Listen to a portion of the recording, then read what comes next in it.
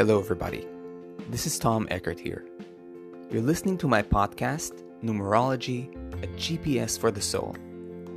This is your place to learn about the true power of numerology and how to use it to bring out the best in yourself, understand your loved ones better, take wise decisions, and prepare for your future. In other words, how to live your life aligned with your true destiny. Take your time to educate yourself and share these podcasts with your friends and family so they too can enjoy the great benefits of numerology. Enjoy!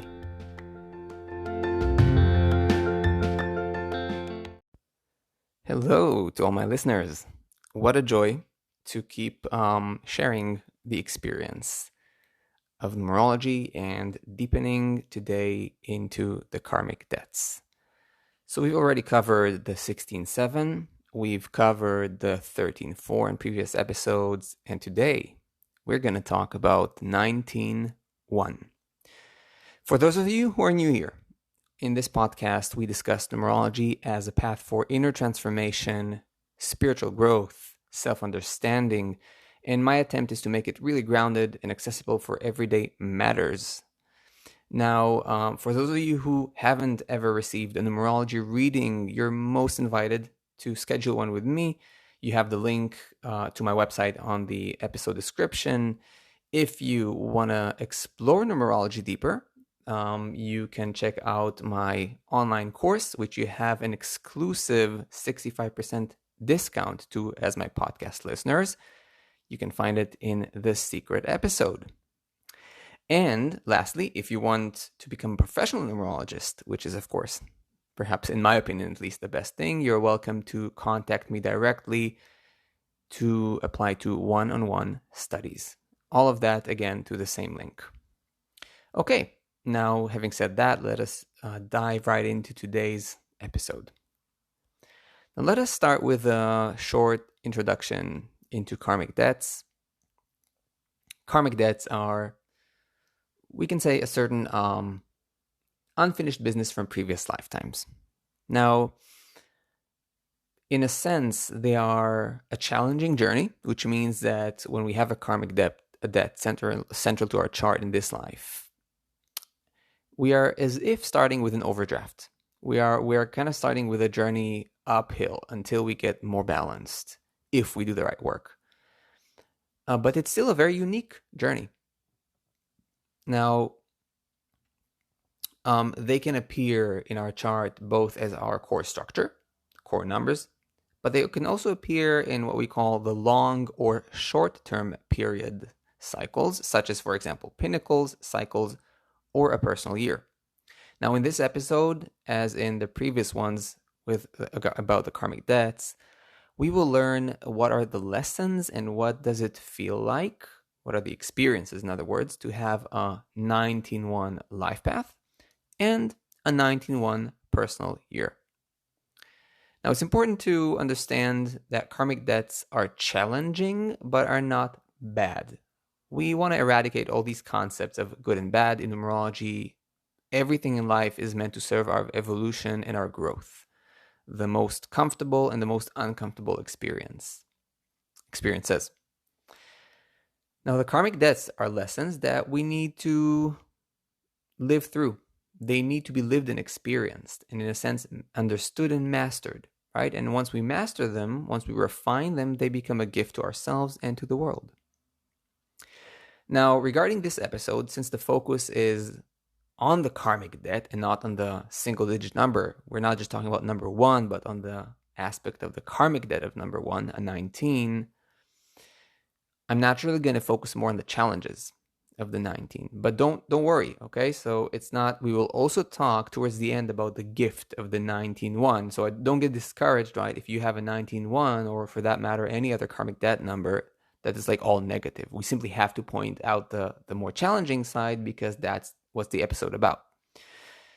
And still, as I said, towards the end of the episode, we will talk about how the 19-1 or what the 19-1 feels like and is how do they express themselves when the lesson is learned, when it's hacked, when they are refined. So just be patient as you listen. Don't be discouraged, and we will start from the shadow and move into the light. Fantastic. So now let us dive right into the 19-1 life path. Now, like all ones, okay, we can have a 10-1, we can have a 28-1, and so on. They're also meant to discover the meaning of true individuality, independence, authority, and willpower. However, because they are a karmic debt, they will tend to go into one of the two coming extremes, one of the two following extremes. Either being very self-doubting and inconfident, or overly self-focused and self-obsessed, and even aggressive in their ways. These are, by and large, the two polarities that a 19-1 will tend to go into, and that's why you shouldn't be surprised, for example, if you have a 19-1, why you might often feel like, my God, I don't see the one in my life. Like, I feel so inconfident. I lack so much confidence. And that's exactly because you have a 19, because you have to work through that challenge. Or if you've heard from others that you're too aggressive in your ways, you're too self-focused, and so on, also don't be surprised because you're dealing with a 19-1. Now let's go a little deeper and talk about more specific experiences that one will experience as a 19-1 life path. Now, I want to open a short side note here and say, if you have a 19-1 in your expression number or your soul urge number, it will also have a very strong influence.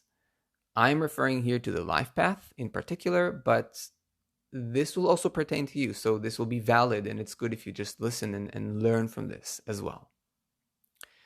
So the 19-1 will often experience this sense that they aren't managing to assert their will and make things happen the way they want.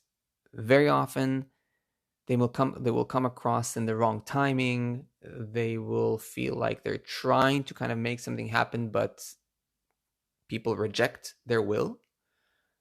So they're not kind of managing to break through, which is kind of the feeling that the one really wants to have. They're managing to kind of pierce through and assert their will and lead their way and make it happen their way. Oftentimes the 19-1 will have other forces, we can say, that simply push back, and don't let their will, how should I say it, be expressed the way they had initially wished for. So there's this kind of feeling of as if my will is being kind of like suppressed. Now, they often also have a feeling of being inferior to other people, even incompetent and unable. So this whole kind of like inferiority, superiority complex is very often like a topic a 19-1 will deal with. Very often they will feel inferior. Like others are better, others are getting better opportunities, and so on. Why am I not like this? Why am I not like that? Right? Now, they can also exert exaggerated superiority. Again, if you kind of remember what I said when I just started, right? These polarities. So they can go into exaggerated superiority and point out how amazing they are, be very self-focused, constantly like compare themselves. Oh yeah, like I'm a singer and you should hear me like next to all those others who really have like a bad voice. My voice is so like so amazing. Or like, no, I'm really the best in my field. Like all those others like are really not, they don't match my level. Or there's something, they can become really extreme in that. I'm saying this from experience, by the way, like, meeting clients, meeting students. It's very fascinating. I definitely can tell that in both cases, when they're either feeling more inferior or superior, both cases actually stem from like a deep sense of inconfidence. So in many ways, both of them actually feel inconfident, but one will express it like in the inferior, more kind of, withdrawn personality, and the other more extroverted and self-focused. But again, it's kind of like that past life pain that still like works underneath all of that and moves those actions. So comparison, I said they compare themselves a lot, and I want to kind of like put a little focus on that, right? So it's like zoom in. Comparison in general is something they're going to go into a lot of comparison, almost like a kind of ego competition. It's like, who's better? So they're walking around either when they're in a social setting or just in general, I don't know, even like a work setting, they're going to compare themselves a lot to people. They're going to, and they're going to compete for like, who's better. Ones in general do that, but the 19-1 have like an issue around it, like a stronger issue. It's like, who's the alpha male around? But again, alpha male, I mean, pertains here and applies here also to women, right? So it's like, who's the best? Who's number one? So they get a lot into like ego fights, ego competitions, and a lot of, some of it will be, covert, and some of it will be completely out there. So yeah, important to know. Next, I want to mention their tendency to rebel against authorities. 19-1s are like, they just have to rebel against authorities, and ones in general, they want to be the number one authority, okay?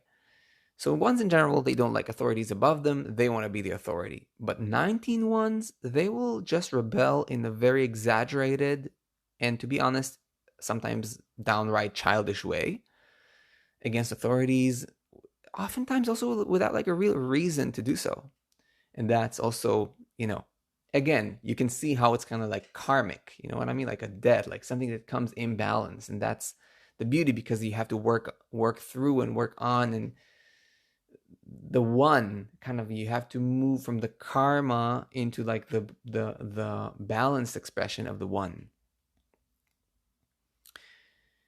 One thing that is important to know, and I wonder how you guys who actually have a 19-1 life path, or in one of those other locations I've mentioned, expression or soul urge numbers, but especially life path, what would you, how what I'm going to say now applies to you. But basically, often 19-1's life path will have experienced violence and even abuse in early childhood, sometimes maybe adolescence. And this abuse and violence can be both verbal or physical. It's this experience of like stronger forces than myself, stronger wills, in other words, suppressed my own power. They dominated me. They kind of like, they asserted their power over me, and basically stomped on my power. And as I said, this can come in various forms of abuse. And I said, from the emotional to the physical. So yeah, I'm curious how you guys experience that. General self-pity and the feeling that they aren't receiving as much opportunity like others do. This is also an experience that 19-1 will often feel and kind of like encounter in their life. This feeling that they're being discriminated against, as if the others get like the better stuff. Why do I never get this or that? Why does he, why does she, get better this or that than I do? So that's, again, that feeling of like inferiority, right? It really connects. So that sense of being discriminated against, feeling inferior, feeling like it's not fair, I should also get that, again, which connects to the comparison that they always do. And last thing I want to say about the life path is that maybe you won't like hearing that as a 19-1, but very often 19-1s tend to instigate fights. Like they really tend to argue excessively, to fight, without a reason. It's like they can really come out and come across very aggressively, um, in a sometimes even in a kind of like compulsive, obsessive compulsive manner, like really pushy and just like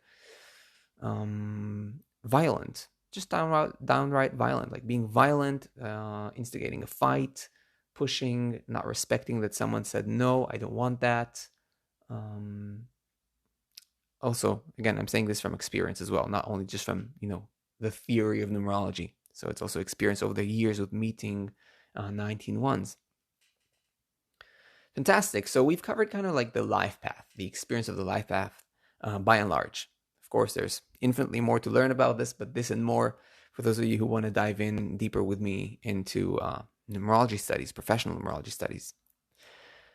Let's move on and talk about 19-1 as a personal year.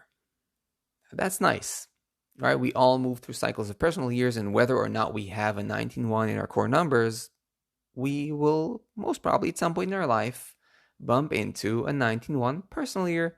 In a personal year, it runs from birthday to birthday. So, right, that's your kind of like your personal numerological year. So, as a personal year, first of all, it's important to know that the 19-1 isn't as strong as a life path, right? But it can be, for that period of time, a deep, a challenging, and an important lesson in our lives that definitely will leave an important impact on ourselves, perhaps for a future. So let's talk a bit more about what you're expected to experience during a 19-1 personal year. So first of all, you're going to see, of course, that it correlates very directly to what we've been talking about all along about 19-1, but in a lesser degree. This time will feel as if you're less capable than usual. So on the one hand, it's a 1 year, right? You're kind of like called in a sense to move forward, to move on with your ideas, to kind of move forward. But you're going to feel that you're, on the one hand, you're trying to move forward while simultaneously feeling less capable, feeling as if something is holding you back. It's like the power that you need to fulfill that impulse that you feel isn't coming as easily. And you have to kind of you have to push your way through. You will feel feelings, you're probably going to feel feelings of self-doubt that will suddenly pop up during this year. You might feel that you doubt your career, you doubt yourself and your decisions, you're doubting your relationships. In general, like doubt, okay? The energy of doubt can suddenly creep in during that year.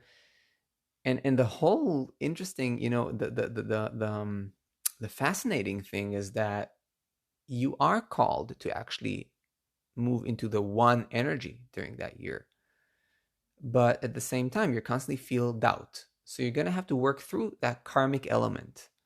You're going to have to walk through that sense of, I'm not sure what I'm doing now is right. I'm not sure if my choice was correct.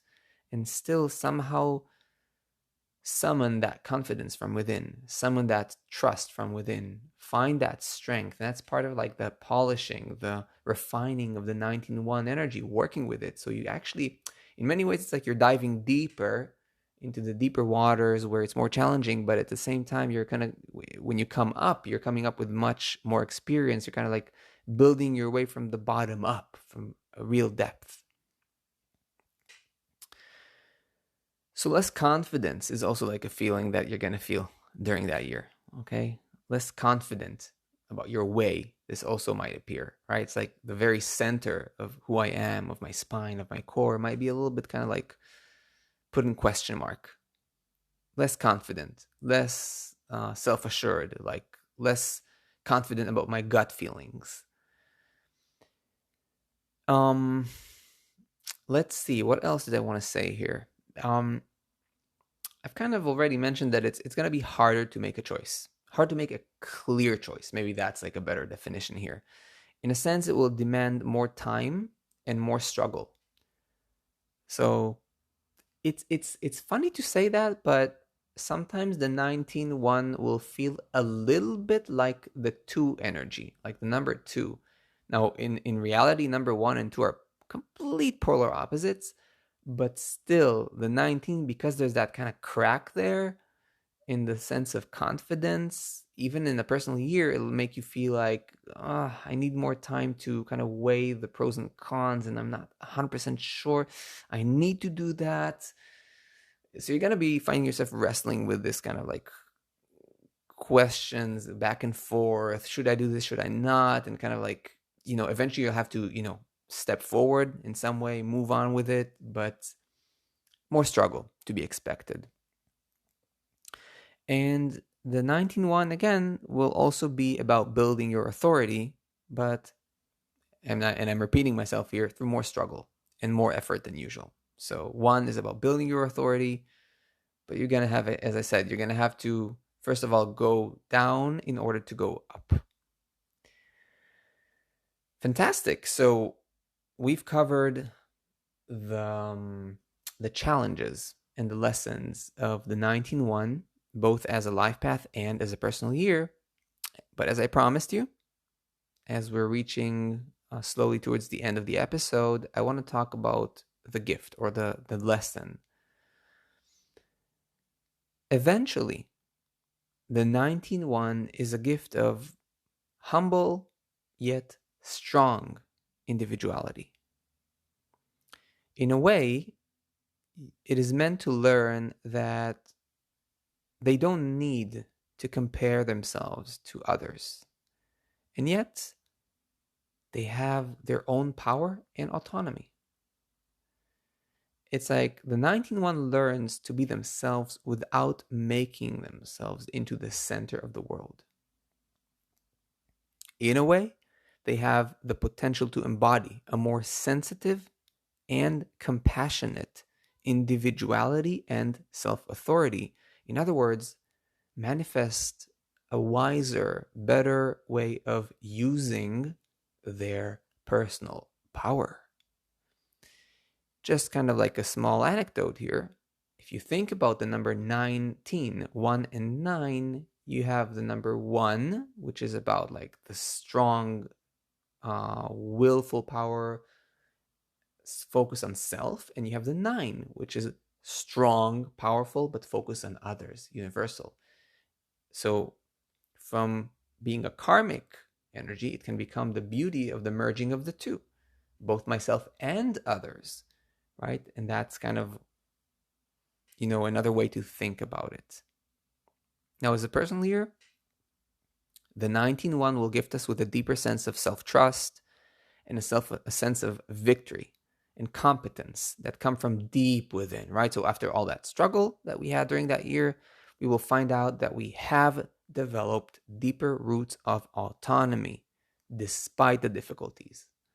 And that's really cool about the personal year. And as I always say, in the end of any episode about the karmic debts, is that although the ride isn't always easy, and it will be hard at times. I want to be real with you. The purpose is always good. And if you work with the number, if you work towards its lesson, you will reap the rewards and you will become, hopefully and potentially, a beautiful role model of the gifts, of the powers of the 19-1. Okay, my friends. Fantastic. Now, you're going to see that I will post a question in the end of the episode. It's a written question and currently can be visible only on Spotify. And I would really love to read your answers because it helps me be involved with you more, get to know you better, get to hear from you. And that inspires me to sometimes create better episodes. So please take a moment after you listen to the episode, maybe answer the question on Spotify. That will be amazing, and I'm super curious to read it. Now, again, just to remind you, if you want to get a numerology reading, feel free to contact me. The link is provided in the episode description. Remember that you can get a 65% discount for my online self-study course in the secret episode. Check it out. And lastly, if you want to become a professional numerologist, which I encourage very much, you're welcome to contact me through my website and apply for the one-on-one studies with me. I'll be very happy to do that. Okay, my friends, take care, and I will see you in the next episodes.